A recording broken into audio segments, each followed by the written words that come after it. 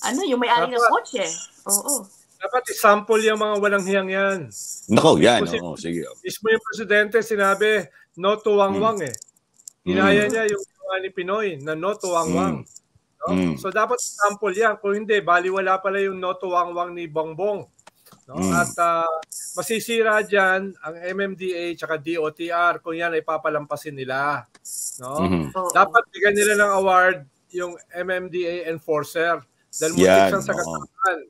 Kahit nakita niya na 7 yung plaka, ay hinarang pa rin niya. Hinarang pa rin niya kahit nasa panganib.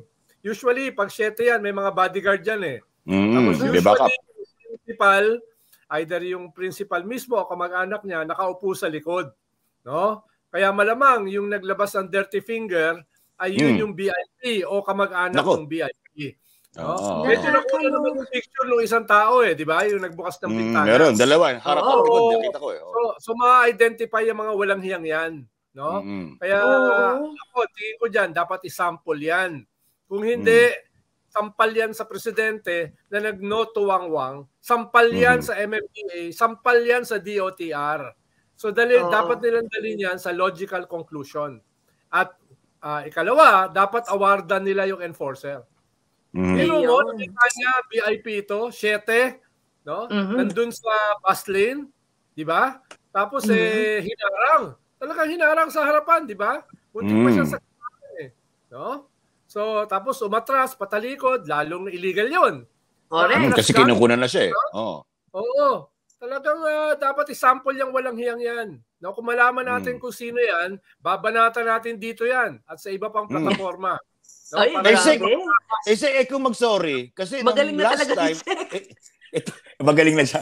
Itong taon lang na ito, nung last sorry, few months tapos ago. mag-dirty finger ka. Anong klaseng sorry yun? No? Mag-dirty finger ka, tapos mag-sorry ka. Hindi yung sorry. Nahuli ka lang, kaya ka lang-sorry. Yun. Kaso nag-dirty finger pa. Hindi sorry yun. Easy ka lang, siya, baka mabinat ka ha. Hindi siya apologetic. Oo. Alam mo ang hindi ko maisip, Sek, ilan lang naman silang senador. Madaling malaman kung sino ang nagmamay-ari, kanino nakaregister yung sasakyan na yan. And yet, they really still, do these types of things which they know. Ang laki ng posibilidad na mavivideohan sila. Alam mo, panahon ngayon.